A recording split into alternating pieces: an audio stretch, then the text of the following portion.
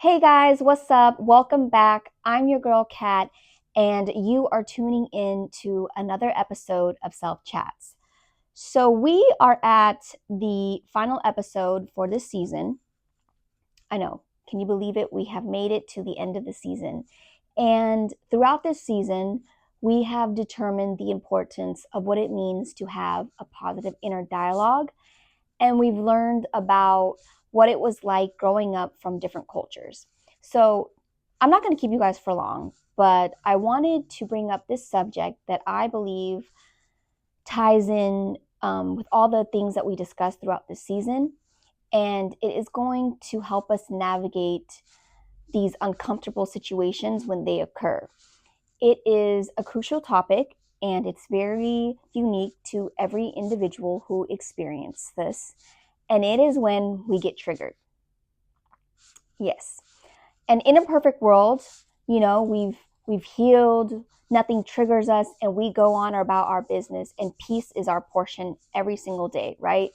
But there comes a time where we think we've healed, but we come across tests that reveal that maybe we haven't fully healed from the situation, or maybe these old wounds are coming and attacking us, not attacking us, but like kind of testing us if we've really overcome this feeling or this trauma. So, what we want to do first is determine what makes us triggered or what triggers us, right? And if it's environments, if it's people, if it's things, then the first thing we want to do is be intentional and not put ourselves in those type of environments, or not put us in contact or in environments that that person might be there, or things that we may do that may cause us to be triggered, right? And so that's the first thing that we want to do, is determine and understand what triggers us. Then we got to learn how to manage these things. We don't want these triggers to overtake us and ruin our entire day, but we want to see it for what it is, let it be for it in the moment, and learn how to overcome these things. The main thing is, every day when you get up, you want to be team you, and you want to do what's best for you. The world may not always be for you, so you want to be team you all the time. So whatever it is that you have to do, you want to make sure that you're putting yourself in environments that are going to make you feel the highest version of yourself and be the highest version of yourself. But as far as triggers, I recently encountered a trigger that basically ruined my whole day. And to be honest, I didn't think it was going to be that way, but I had a really tough therapy session, and I couldn't push past this trigger. I couldn't push past what I was feeling. And I don't find it a coincidence that I experienced this, because I had to learn how to overcome it. So I am going to walk you through some things that works for me when I become triggered or when I experience this thing. And I hope that these things that I share with you will help you when you feel triggered. In a perfect world, we want to make sure that we walk through life and we are peachy and nothing bothers us and everything is peaches and cream, but it is not always like that. And so I just want to say that when you are feeling triggered, or when you get triggered by something, the first thing that you want to do is take a deep breath and breathe, right? So just breathe. Maybe you got to do that more than once. Keep doing it. Do it at least 5 times. And if that doesn't work, it depends what environment you're in, right? So if you're at home and this happens, like maybe you watch something, or maybe you're on social media and something you saw triggered you, then these are not easier activities, but easier things that you can practice to help you overcome what you're feeling. Because at the end of the day, like I've said before, they're just feelings, right? They're not always the truth. They're valid, but they're not always the truth. The second thing that you want to do, if you're not fully at peace, but the breathing did somewhat help or it didn't help at all, is find your favorite song that you like to listen to. Maybe it's a song that you play when you're at the gym trying to get hyped up while you're doing your cardio, and put that song on and start listening to it. You might have to listen to it a couple of times, but dance to it, sing to it, do what you need to do to get out of that funk. You really got to be intentional because you don't want to sit in that place all day, right? So listen to that song and listen to the beat, listen to the song, and then see how that makes you feel. The second to the last thing that I would recommend is to encourage yourself.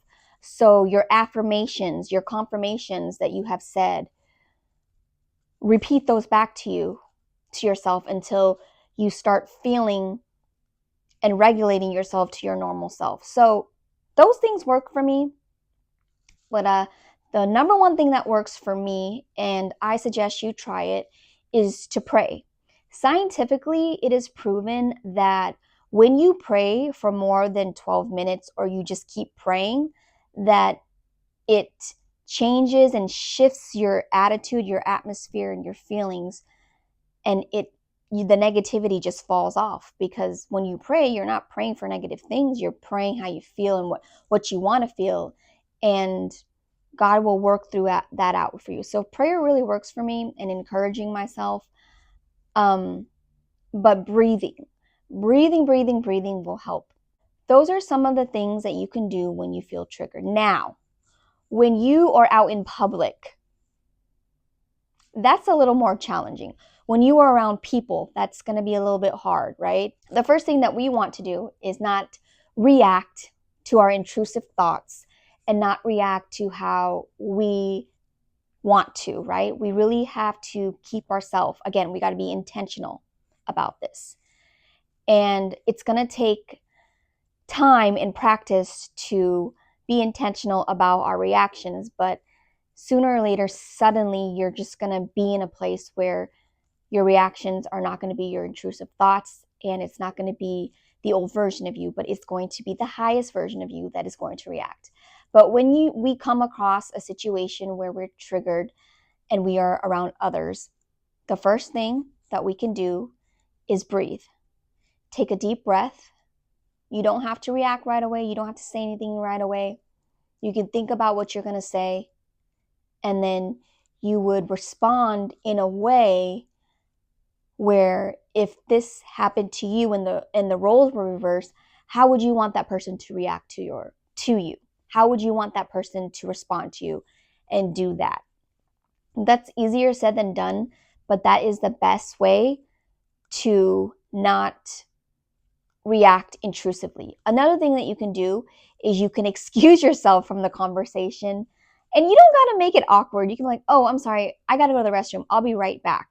And when you go to the restroom or you step away, that's when you can just take a deep breath, decompose, scream in the bathroom if you have to, pray if you have to, but do the things that you would do when you are alone, and do it in the place where you excuse yourself at. So those are the two things that you can do when you're in a public setting or when you are triggered in an area or an environment where there's other people around.